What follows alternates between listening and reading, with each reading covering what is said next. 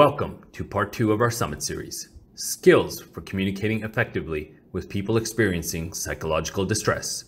Introducing our host for today's session, Diana Vissers.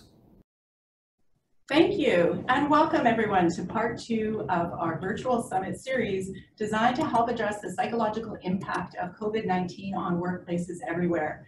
In part 1 of our series, we spent an hour together exploring the psychological impacts on individuals, and you may have already accessed part 1 of our toolkit, which includes some practical tools and resources to help you with this. I am really excited today about part 2. Today, we are launching part 2 of our toolkit, which you can find on the VCMSA website for skills for communicating effectively with people experiencing psychological distress. We know that workplaces everywhere are noticing significant impacts from COVID-19. People are distressed, and that means people who are going to work are distressed, and people you're interacting with at work are distressed. There's so many new protocols to be paying attention to. I can draw attention to the protocols we're using here today. For all the health and safety people who are in the audience today, I want to assure you that our guests and me today are appropriately physically distanced. We'll give a high five through our barrier. And without further ado, I want to introduce you our expert today, who's going to be talking with me about psychological distress and how to actually manage that and deal effectively with it in the workplace. So Phil Eastwood is an expert in diffusing situations at work, in how to communicate effectively so you can help people with distress calm down and avoid violence that could otherwise occur. And Phil is with the Fior Group, who does expert training in this matter. And Phil, without further ado, can you tell the audience why is this topic so important to you, and tell us about the work that you do. Diana, thank you, and thanks for the opportunity of being here this morning. The work that the Fior Group does is we specialize in workplace violence prevention training. We also do bullying and harassment, respectful workplace training, and we have a sort of leadership component as well. And we've been attached to VCMSA for a number of years, delivering those sort of 2 first core programs.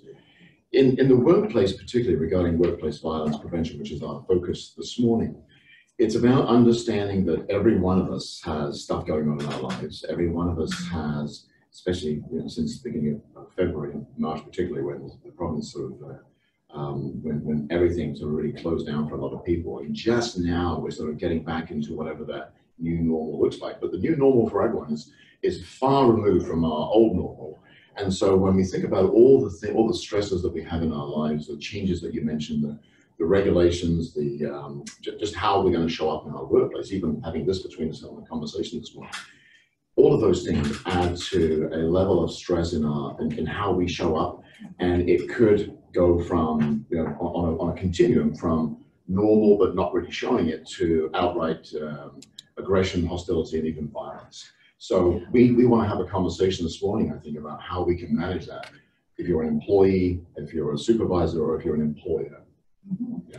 Awesome. So really looking forward to the dialogue that we're going to have today. Phil, thanks so much for joining us. And so I just want to highlight again and actually ask those of you who are participating live today, we thought we'd do just a quick poll. So we're going to be talking today about the level of distress and how to respond to the distress that you're actually noticing in your workplace. So we're going to put up a poll for you now. And if you could just answer, please.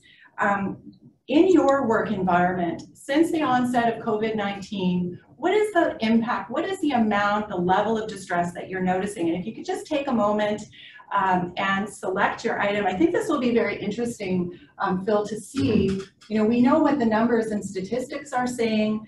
We reported last week in our part 1, 65% of Canadians are reporting higher levels of stress, and 7 out of 10 workers, this is really staggering number, 7 out of 10 workers are saying this is the most stressful time of their work careers. So we know these are real situations. So we're just waiting for the and in that poll situation, the question is geared around distress in the workplace. So it could be internal, co-worker manifestations of that, and also external, so customers and clients. Yeah, exactly. So this is distress in general. And I also want to say that distress can be what you yourself bring. Absolutely. So if you're in a state of distress, that's distress in the workplace. So these numbers really, they shouldn't be very surprising, but we're seeing 44%, so almost half of the participants here in our live seminar are showing a significant increase in distress. 22% are saying most people seem distressed. These are really high numbers, so almost, I'm doing math quick in my head, so that's about 70%, pretty close to 70% of the people who are with us today, significant or the most distressed. People are mostly distressed. So what is that, what do you think about when you hear that? Can you respond to those numbers? Well, I think that firstly, it's a window on our world today, and we've got to take it seriously. This is not a made-up numbers. These are people's real experiences, and when we talk about what a person's experiences, we have to be seriously engaged in that and understand that that is their reality. So what can we do for them to help them manage that?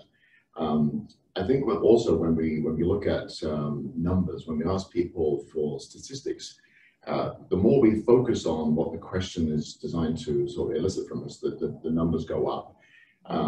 It's like the testing that we do for COVID. The more testing, the more statistics there will be regarding where the infections are.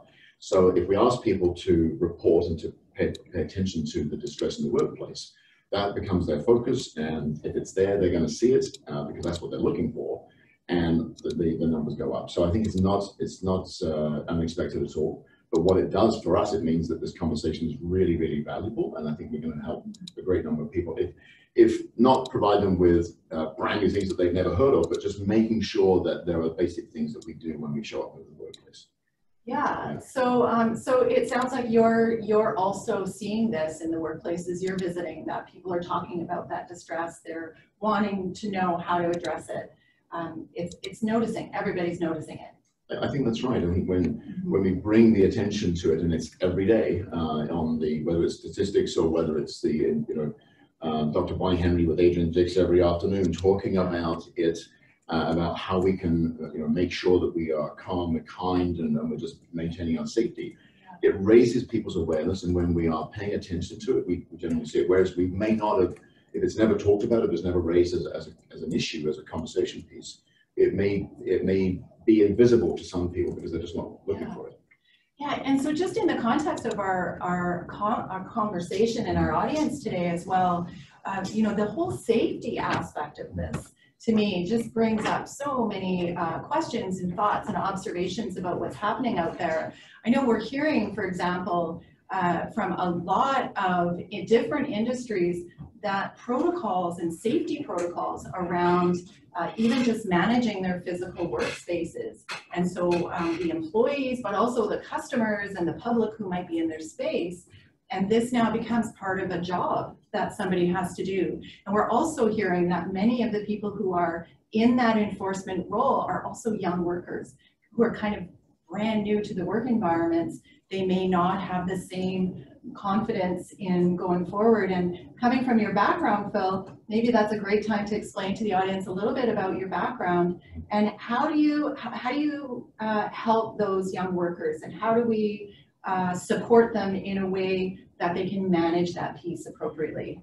It's a great question, Diana, because I think because what we're dealing with at the root cause of this, for me anyway, is the infection of COVID-19, and which is invisible. And when you have a hazard and a risk that's invisible, it's really hard sometimes for people to wrap their head around. They can't see or feel the risk, then how do they know how to manage it? If we had a broken window or a spill on the floor, you can see it and you can sort of manage your way around it. But when you're dealing with something that's totally invisible, but the consequences of that risk and that hazard, when people are thinking about it all the time, manifests itself in human behavior, which is different from what they've experienced before. This provides us with an opportunity of reminding and maybe even training people, young workers especially, who are maybe not exposed to it in the workplace before, about what they can do. You asked me about my background. For 35 years, I was a police officer. I spent 27 years working for the City of New Westminster. retired about 5 years ago in 2015. And for 8 years before I came over to Canada, I was a London bobby wandering around the streets of an area of West London called Notting Hill. So if you ever saw the movie with Hugh Grant and Julia Roberts, that's where I grew up as a police officer. And one of the things that led me to understand that there's a great deal of things that we can teach people was that on the very first day of my policing career in Notting Hill, I had my nose broken by someone that did not want to get detained by a police officer. And there was this awkward moment when I detained him for a street robbery he just committed. And I thought that he was going to be a totally compliant person once I detained him. There was this awkward moment, and he took full advantage of that by smacking me in the face and breaking my nose. And that sort of led me to become hyper-focused on workplace safety, which was not a big topic back then, but now it's everywhere. And it's a great deal of energy is now placed into ensuring that the employers know their legal responsibilities about providing a safe workplace. And that involves a whole bunch of things that we can talk about, I'm sure. That supervisors and managers know that they have that same duty of care for employees. And the employees themselves know that when they show up in the workplace, there's an expectation, there's a legal expectation that they're going to behave in a way that is safe and not do things to actually exacerbate the safety situation. Yeah, and I really like that kind of the two concepts that are so opposite, that your first day on the policing job, it was a violent incident, and the skills that you developed subsequently was all around avoiding that. And so how valuable, and that you're going to be sharing that expertise with us today. So thank you for that. You talked about responsibilities and the role and responsibility that everybody has. So organizations have responsibilities around this, around helping to manage the psychological environment as well as the physical environment, and so do workers. And so can you talk a little bit about that? What are some of those expanded responsibilities? I certainly can. The British Columbia was one of the first provinces across the country in the late 1990s to actually legislate workplace violence prevention protocols.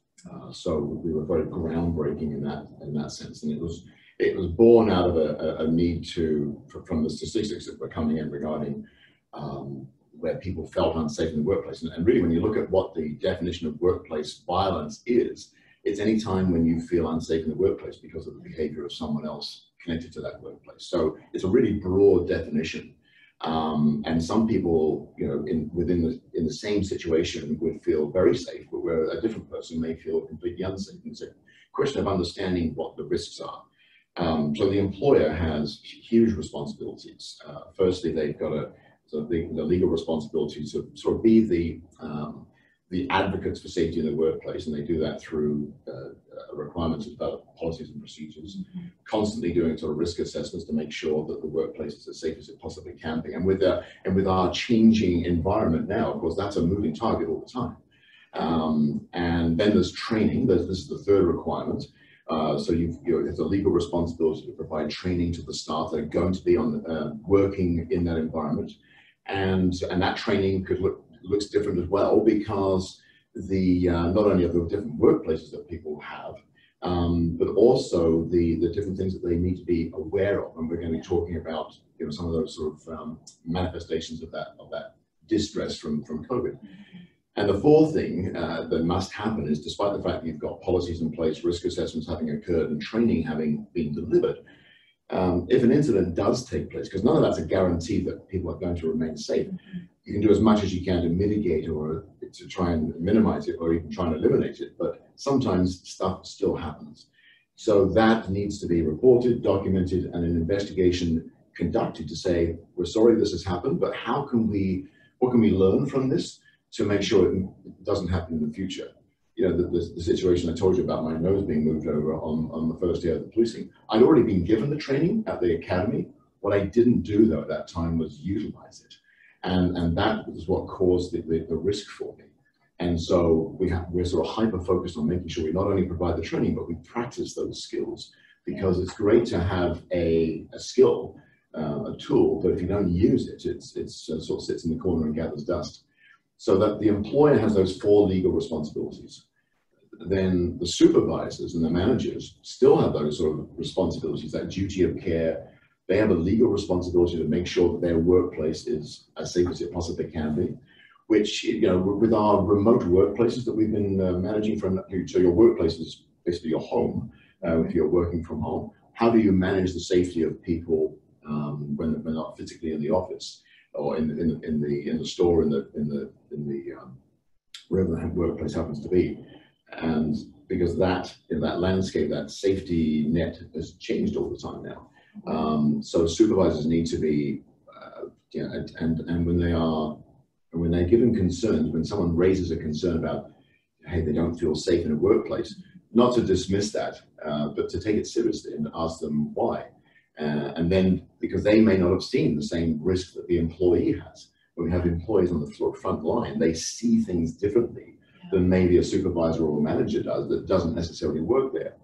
And so we need those employees to be, and their legal responsibility is basically to show up and comply with the policies and procedures, and to act in a way that is safe, and not only physically safe, but psychologically safe, by not doing things to sort of escalate situations. Yeah. So I'm kind of hearing you talk about the two things. So we started by talking about distress and how the levels of distress are increasing, but then really what happens after. So it's about the conversation, the outcome of that distress. And so conflict really is the outcome of distress if we don't handle it the right way. So, you know, conflict resolution, really the best way is to avoid the conflict in the first place. And how do you do that when people are really, really distressed? I just wanted to take another quick poll here of the audience to talk about that conflict piece. So, so there's going to be another question popping up on your screen just about the conflict that you might have noticed in your own workplace. So that would be, you know, it doesn't necessarily mean physical conflict. It could just be, you know, an exchange, a conflict, a feeling of people bumping elbows, bumping heads, hopefully nobody busting each other's nose in your workplace. And just take a moment to let us know. And we know we are hearing from many different organizations that this conflict is showing up in lots of different ways. Grievances are increasing, even the way that grievances are being handled, and the kind of the plan of action with the grievance seems to be slightly different, a little more elevated. We're hearing that respectful workplace complaints are on the rise. Many organizations are speaking about this. I wonder what you're noticing, Phil. Well, I think that the same thing that has led you to create this seminar series in the first place is that we want to make sure that we are not ignoring the statistical rise in reporting. And I think one of the challenges is that when we're talking about mental health and mental wellness in the workplace, and when that's compromised through stress and anxiety and our whole world being changed that we've never experienced before, that change is not a, you know, we're not talking about damage that's a bruise or a cut or a broken nose here. We're talking about psychological harm in the workplace that is as a result of that, and how people show up differently in the workplace. So when we're talking about something you can't necessarily see the root cause of, it becomes, there's an opportunity, I suppose, for some people not to take it as seriously as it needs to be taken. So when we see the rise in the statistics of everything across the board, we need to say, hang on here, what is going on in my workplace? And how can I, as an employee, as a supervisor or manager, as an employer, make sure that I'm doing absolutely everything we can to make sure that we're part of the solution, not part of the problem. Yeah.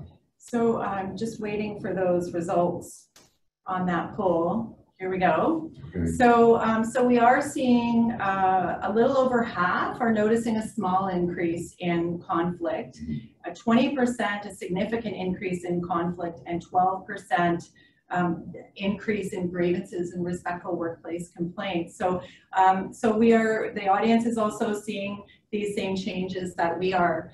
I also want to talk about what happens in that workplace where You talked about policies, procedures, but there's also practices, right? Like, so how does actually the people in the workplace, use those policies to help keep the environment a certain way, and what happens when those practices aren't in place? That's a really good question, Diana, because one of the things I've always believed is that, and maybe some of the audience members will find this as a truism as well, is that it's although you might legally tick a box saying, yes, we have a policy, but if it's covered in dust and no one ever knows about it, apart from the person that actually wrote or approved the policy, then it's quite useless.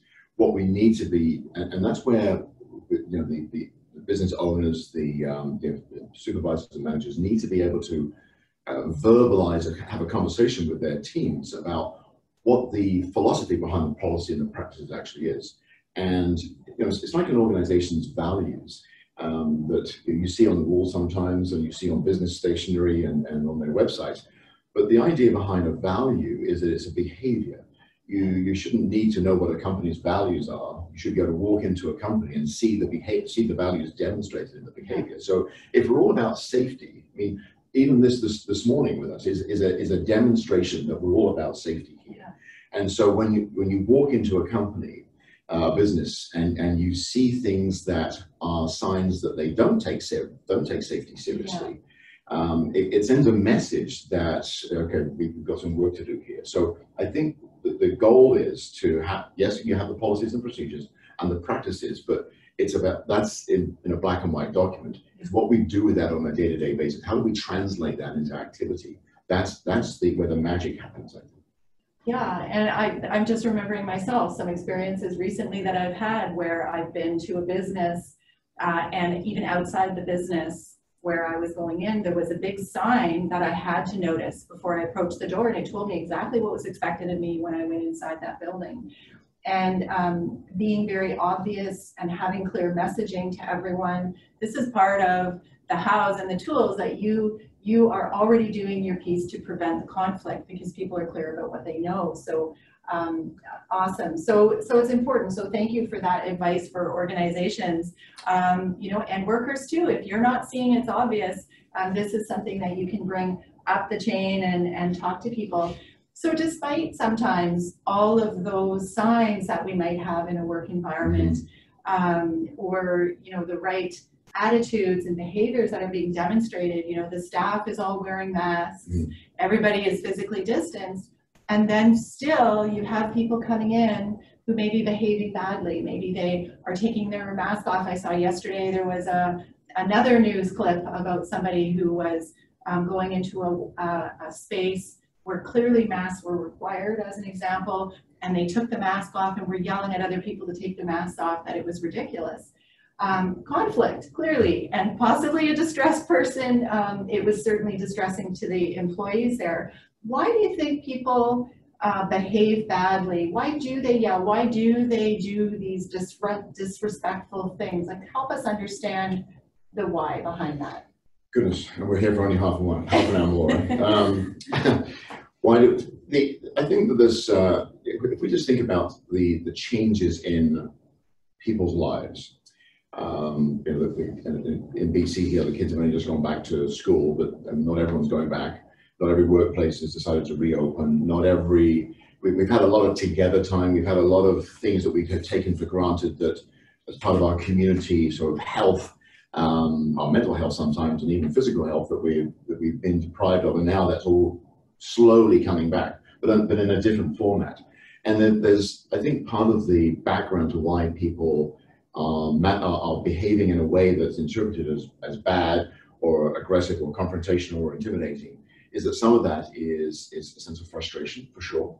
Some of that is a sense of, maybe a sense of entitlement that people demonstrate when they walk into a workplace that they previously were able to show up in differently than they are now. So I think that the background to why someone behaves badly towards other people in the workplace, towards employees, towards a range of individuals, I think has many sources. I think our conversation today is focused on what can we do as individuals to keep ourselves safe in that situation. Our goal cannot be in the short time that we're dealing with the person is to solve their problem as to why, if there is a problem, as to why they're behaving in a way. Yeah. Our focus is on individual safety, organizational safety, and if we do our bit without sort of elevating and exacerbating the situation, then we can go. Our goal is to go home safely at the end of the day. Yeah. So when we look at, and you mentioned some of the signs that are in workplaces here, in fact, as well. It's important to have signs. It's important to have, and that sign will, maybe if our situation changes in the future, the signs may change. But now we expect these to be in place. We expect, it's about managing expectations, I suppose. Yeah. But even though you may have signs, you may have, your temperature being tested. I have not had my temperature taken so often in the last week, in time of my life, I think. But it's one of those things where, even despite the expectations, people are still going to cross that line and behave in a way that's unexpected, and depending on how the person interprets the behavior, make them feel very, very unsafe. So let's get to that now. We do have a question here. One of our attendees would like to know the proper way to respond to somebody that has taken off their mask and is yelling. Great question. So what's a proper way to respond if somebody does take off their mask and start yelling? Well, thank you for the question as well. I think it's really important that, firstly, that the organization have visible protocols, visible signs that the person, where the person has at least been given the information about what they should be doing when they come into the workplace. There's an expectation that what the rules are, that when they see other people in the workplace, that they are all complying with those rules. And if an employee is expected to go up and talk to a person who has taken off their mask or who is not wearing a mask, I think to do so to be really calm, to be really professional, to be really informative, not to be sort of overbearing and disciplinarian in any way. And so that requires ourselves to know what sort of day we're having, because maybe that employee is in a situation where maybe they aren't the best person to do that. So we have to be really sure of what's going to come out of our mouth. We also need to have, in our organization, we need to have almost a script that we provide to our staff members, that we say, this is what we're going to say to people, so that we're all consistent. The one thing that will tick people off is that if I go into the same business and I receive a different experience every time I go in. So consistency is really, really important here. Also, and often if we remind the person, whatever that language looks like, about the safety policy that the organization has, in fact the provincial government have, regarding our wearing of masks in a business. If that doesn't go well for the individual, then perhaps they need to sort of extricate themselves from that situation really quickly. And then my suggestion, when we talk about this later on, is that we get a supervisor involved,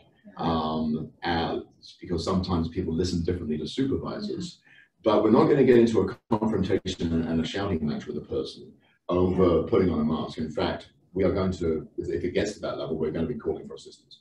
So I just want to also point the question and the participants today, and those of you watching this afterwards, you've put together some really awesome tools, Phil, that we're going to now switch the conversation to talk about a little bit more.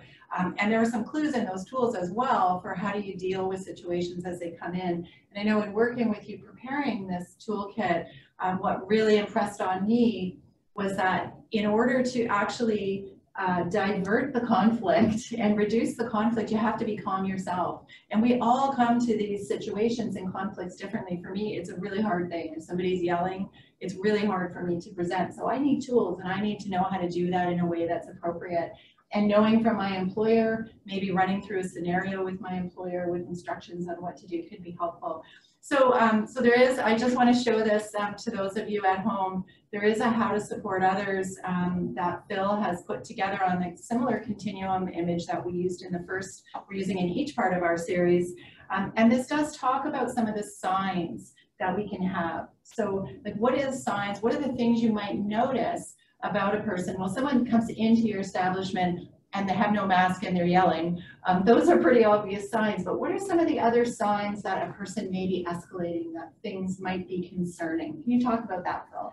I can, thank you, Diana. It's an important question to ask as well, because when we have this philosophy that we sort of share in our workshops called the Red Ford Mustang philosophy, right? And it's an analogy about basically, on a day-to-day basis when we're driving around in our cars, how many Red Ford Mustangs do you see out there on the road? And a lot of people will sort of think, I didn't see any Red Ford Mustangs. And a lot of times we don't see Red Ford Mustangs because we're not actually looking for a Red Ford Mustang. But now I've mentioned it a couple of times, you'll see Red Ford Mustangs everywhere. And not every other car is going to be one, but there's a lot more out there than we give them credit for.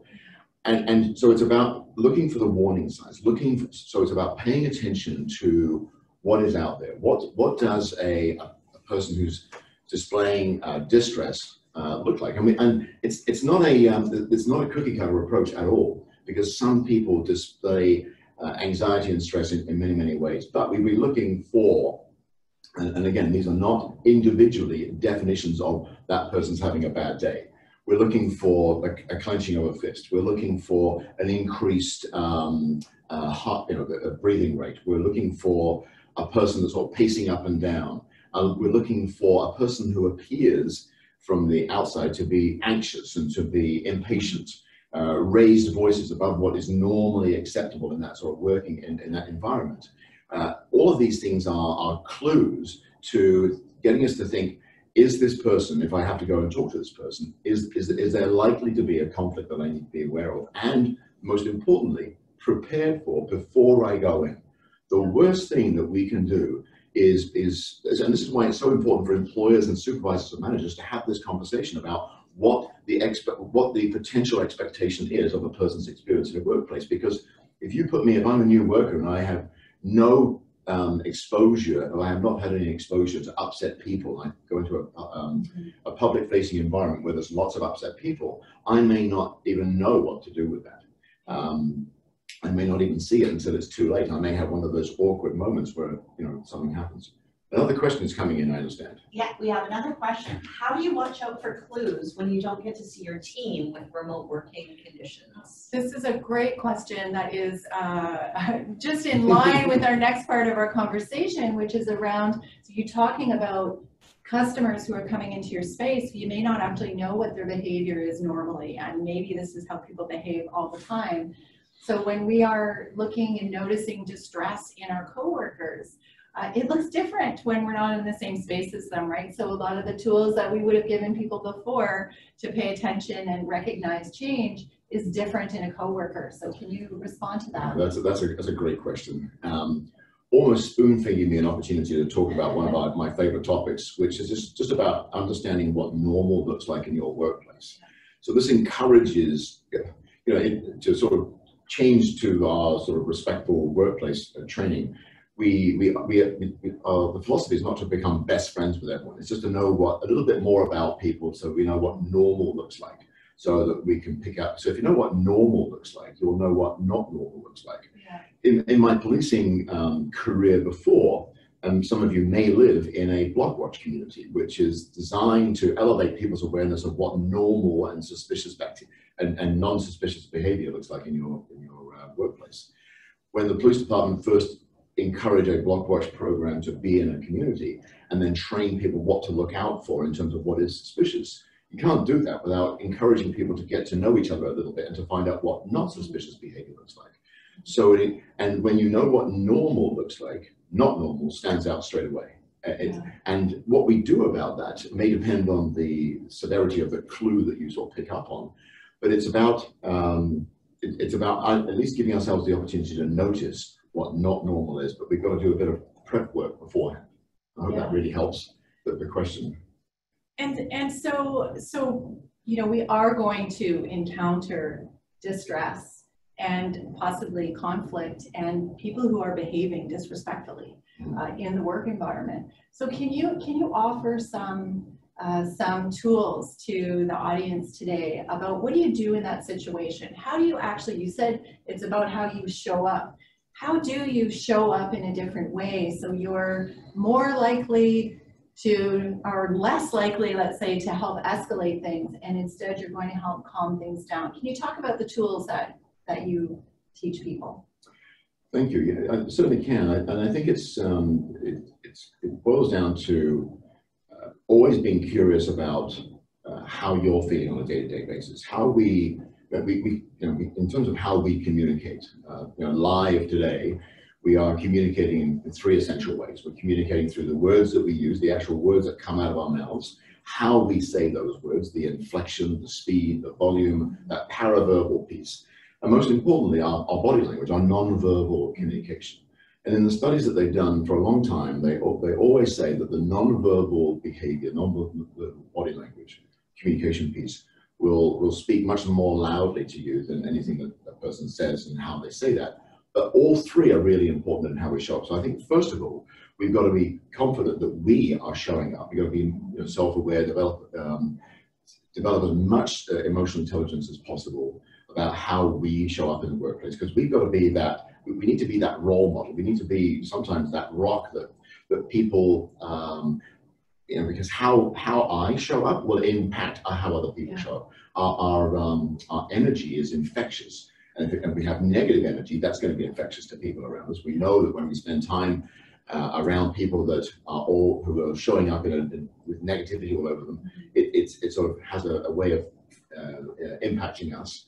On the same token, if we show up and we are a positive role model, we will positively impact people as well. So I think we owe it to ourselves and our workplaces to have that we've got to show up as a correct, in a safe way.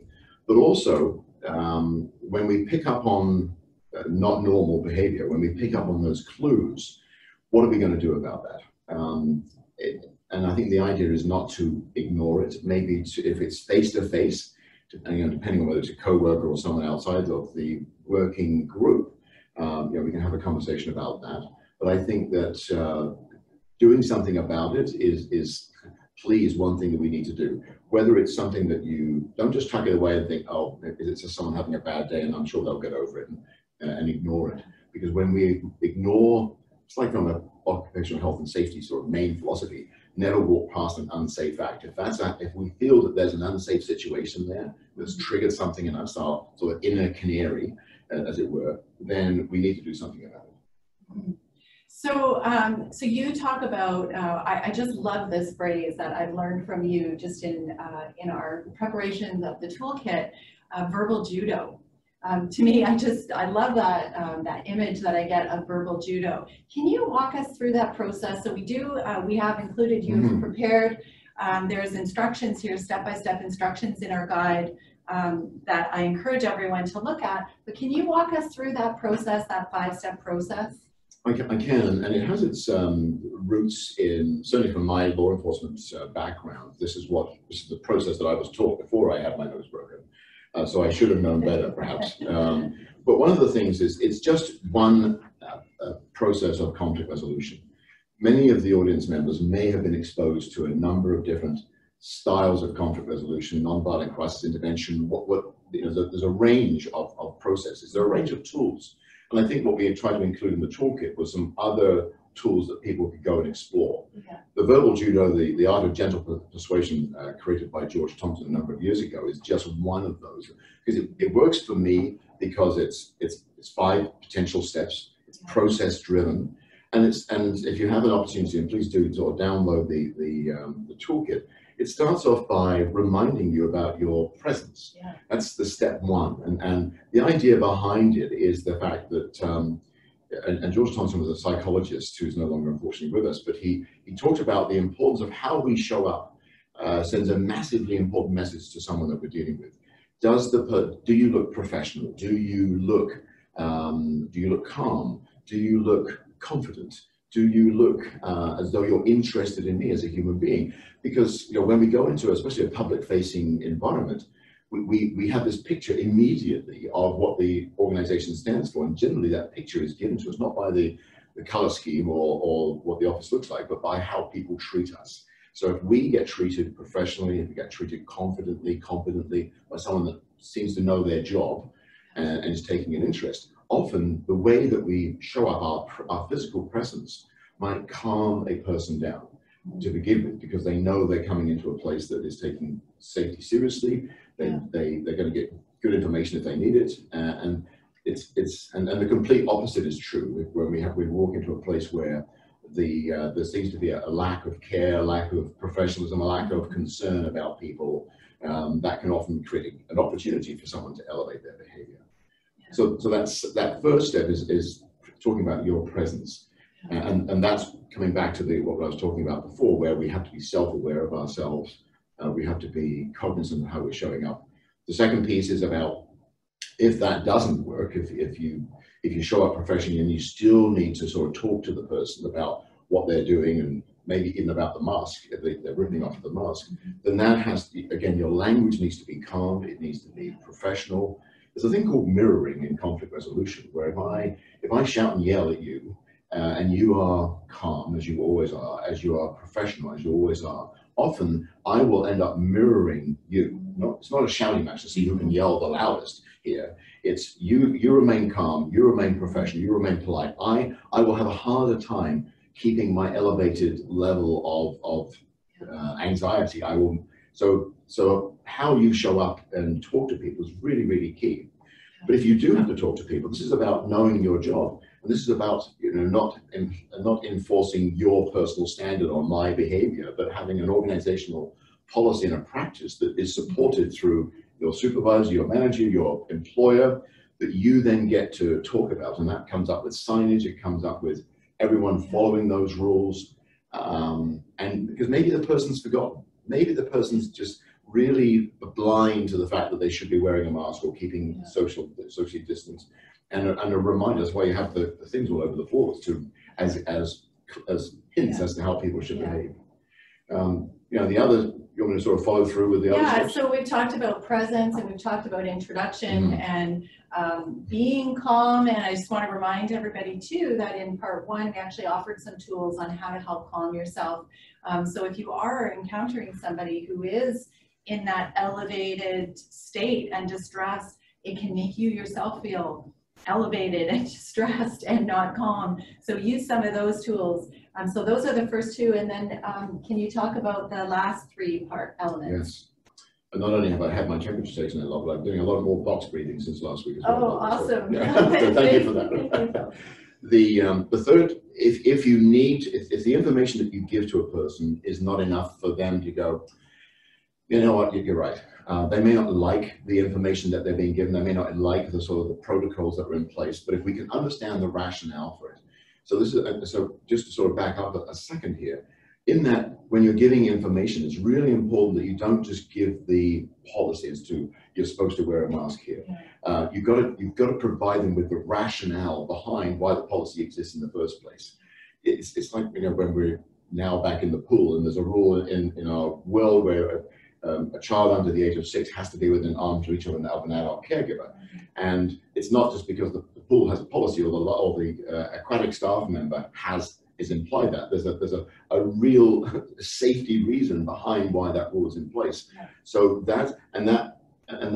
so when we're sharing that information with people in our workplace, it's really important that we come up with a standardized language that everyone shares. So we don't wear a mask from one person and, oh, by the way, the information regarding, from the provincial health authority is that, or health officer, is that we're wearing masks in places that we can't socially distance on. So we want the consistency of the message. The third piece is, if you need to get to that third step, it's about providing options. And this may come down quickly to calling a supervisor, or maybe giving a person an opportunity for you to come back to them in a second and just give yourself a breather. I found this very true in my policing life, where people listen differently to someone that's introduced to them as a supervisor. And we just have a different way of listening to, even though the information is exactly the same. If a manager or a supervisor then comes and gives me that same information, even because it's coming from someone in an elevated position of authority, not to diminish your role as a frontline employee, but just it's another demonstration to the employee that the supervisor and the company has my back. So that's an option that we should explore. And then we get, and on those first three stages, that presence, the introduction, and the providing options are all about sort of trying to informally resolve things with a person by giving them lots of information and lots of opportunity to comply with what our expectations are. But then we get to that sort of fourth piece, which is called confirm. And there's a great question that George Thompson talks about in his training material, which basically is that when you get to that stage, you ask a person, in your mind, you're sort of saying, well, I've tried everything I can. None of this works. And we may get to this stage very, very quickly. But you say to the person, is there anything I can do or say to get your cooperation? Mm-hmm. Because you actually never know what the answer to that question could be. And it might be something very simple that you could immediately provide to that person and which solves the problem. Maybe you're not aware of how loudly you're talking to the person. Maybe the person just wants to have a human interaction with someone, and you are not recognizing that maybe you are actually sort of stepping over that line. So it's a great question to ask someone, is there anything I can do or say to get your cooperation? And you sort of follow it up by saying, because if there's not, you're leaving me no alternative but to deny you service, ask you to leave, get my manager, call the police, and then you let the other person decide what you do. And if it requires you to follow through with that because there's still non-compliance, then you follow through with that last stage of act. So that's in its essence, in the sort of finite detail, that's essentially the steps there. But I know we've got some more information in the toolkit. Yeah, so that's great. And Phil, you put that information together in a very easy way in the toolkit. So I'd encourage everybody to take a look at that as well. There's another really important part of what you were talking about that I've heard you kind of weaving through the whole conversation, and that is about listening. I'm just hearing this, throughout our conversation today. You've been talking about listening, how you show up, you have to listen, hear what the person is saying. Can we talk about the role of listening and how a person can actually do that really well? And maybe this is a great sort of time to sort of bring it in, so thank you for that. We've heard this term before, and hopefully we practice it, but when we talk about active listening, we sometimes forget the sort of essential elements of what active listening actually is. The first thing is to listen to a person, and we are really bad at being good listeners. There's so many things that distract us from being able to listen well. Even being face to face with someone, making eye contact with that person, really being present with that person, trying to still remaining safe. So we don't want to sort of eliminate where we are, but sometimes if I pay attention, when I'm paying attention and the other person gets the impression that I'm paying attention, gets that message, that's the first step. Then when a person is upset and frustrated and ticked off, the second step of active listening is a demonstration of empathy to that person. George Thompson, in his verbal judo program, talked about that empathy is the single most powerful word in the English language. Because when we empathize with someone, what we're trying to do in that brief moment is see the world from their lens, put ourselves in their shoes if we possibly can. But even if I just say to you, you sound really upset by this. You sound really frustrated about this particular situation. Mm-hmm. It's an empathetic comment to a person, which puts me, and why it's powerful is that it puts me from foe to sort of being more of a friend, because it's harder to remain hostile to someone that's actually trying their best to see their world through your lens. Then the next thing is for me to ask questions about what you've told me, questions that get me an elevated understanding of the message. When I ask you, can you tell me why you're upset? You will generally give me a headline of information, but there's all that rest of the headline, the rest of the story that I need to tease out of you. And if I'm asking you questions about what the statement you've given me, it's actually harder for you to remain, this is a bit of a blanket statement here, but it's often harder for a person to remain upset at someone who's trying their best to gain more information about why I'm upset. And that last piece of active listening is about making sure that you then paraphrase back to the person what it is you've heard them say, but using your own language. Because the piece about effective listening and active listening is not that you can demonstrate that you've heard the person, but it's to demonstrate that you've actually understood the person.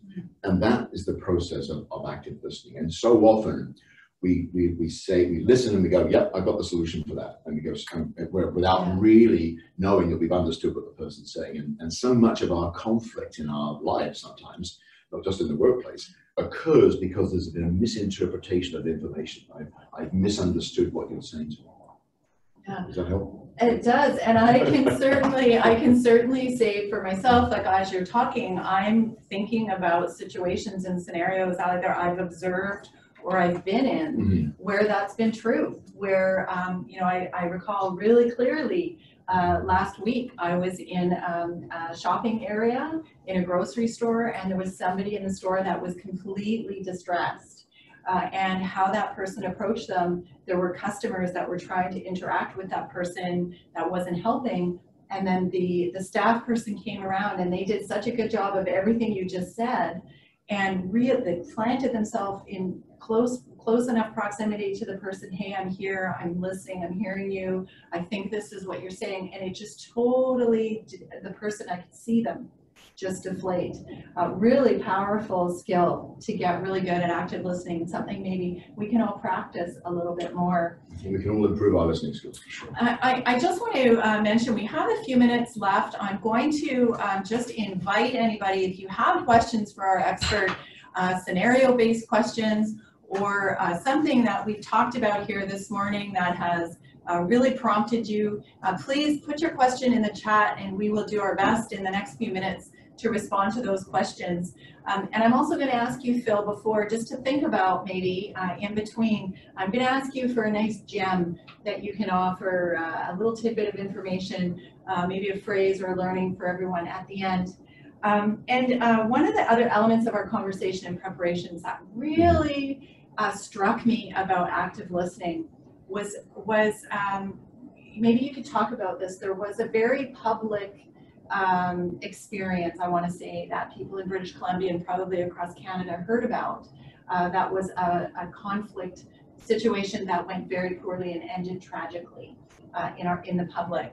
And as a result of something from that, active listening has been brought to the forefront. Can you tell the viewers about that? Certainly, the tragedy that we're talking about is the death of Dr. Sikansky at the YVR. And out of the Braidwood inquiry that investigated that particular incident, there was a number of recommendations that came out of it. One of which was to elevate the level of and the attention paid to dealing with people that are in crisis situations. And one of the things that Justice Braidwood talked about in his recommendations, and that came out of a training protocol as a result of the inquiry, was a refocus on making sure that we did practice those active listening pieces and trying to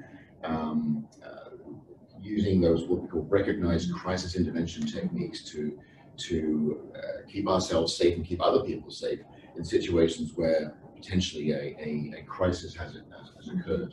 So there's lots that we can learn from situations that we haven't necessarily focused on enough before. And one of the things that, you know, we've got these books here and on some of the reference in the toolkit, is that there's, you know, even though we're fully trained adults, even though we've gone through education, there's always more that we can learn. And I think that when we try and add tools to our tool belt for different situations that we come across, we become much more we raise our skill level, we raise our confidence level, and when we're more confident at dealing with situations, we actually show up differently. If we're nervous because we're not sure what to do in a certain situation, like I was feeling like 100 years ago, it could go, you could be taken advantage of, it might go bad.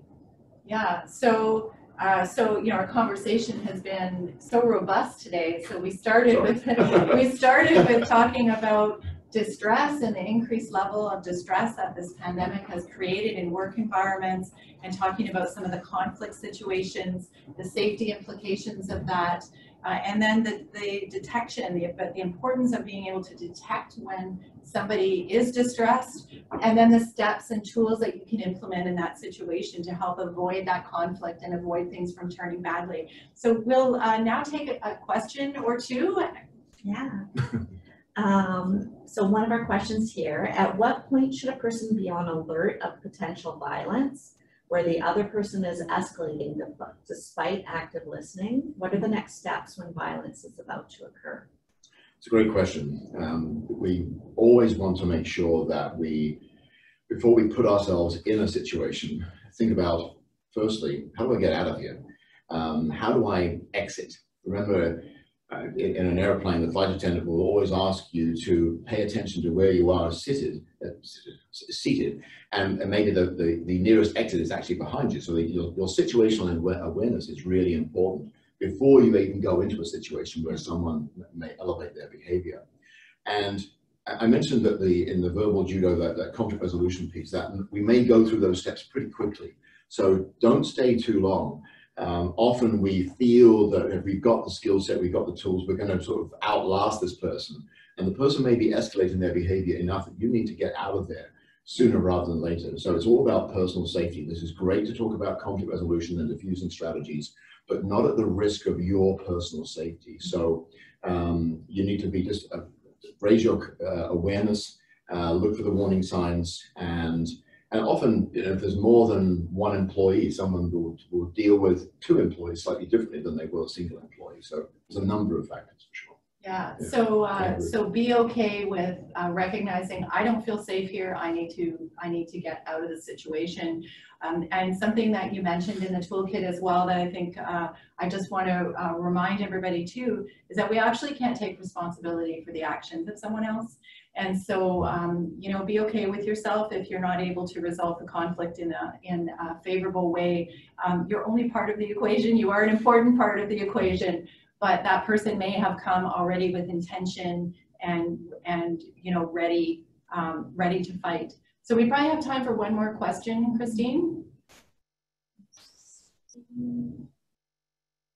Much of the process here seems to depend on the distress, recognizing that the power and authority of the frontline worker, or subsequently the called-in manager, is greater than their own. What happens when the work relationship is such that the person does not recognize that authority, such as a subcontractor scenario? Very good question.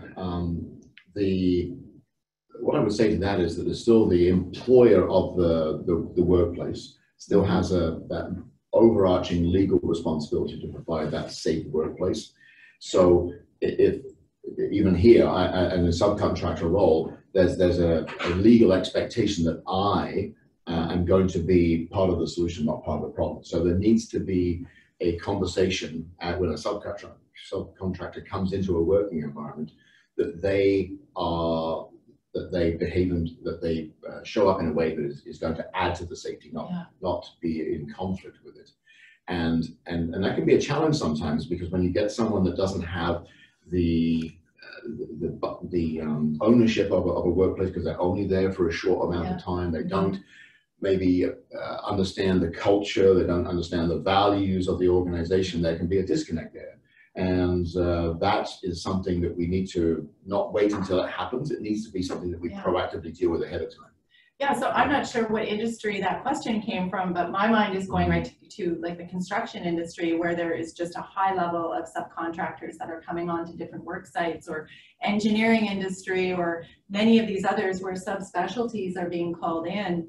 And it sounds like, having a plan ahead of time and the policies and procedures clear, but then you also need an enforcement strategy. What are you going to do if?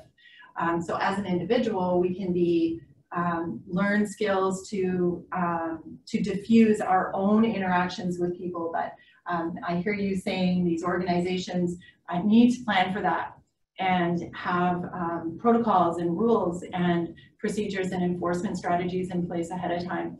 So this has been a fantastic conversation, and thank you everybody who is watching this and participating with the questions and participating in the polls. Phil, your insights and your experiences really helped with a very colorful dialogue here today. I'm going to have an image of you with a flattened nose now every time I see you. Thank you for that. Please continue the discussion. We're going to take questions that came to us and put them into the discussion forum that is online. We will all be looking in on that discussion forum and taking it forward. We all of us don't know what's in the future with this pandemic. We know that things are going to change, that's for sure. So we'll keep the conversation going in the discussion forum. And please tune in on October 1st, where we have part 3. Part 3, we will be talking with addiction counselor Mike Mathers about substance use. Some really staggering changes and increases in substance use that are also impacting on safety and on, they're also a sign of what might be going on for people in our coping strategies. He's got some awesome information and tools for you to use if you have concerns for yourself or for someone else in your purview. It could be a coworker or a friend, somebody, a loved one. So please join us for that. And I want to say a final thank you for our participants and supporters of this project. Please share widely with everybody. We want to get this information and tools in the hands of as many workers as we can. Thank you again for joining us. We'll see you on October 1st. Thank you.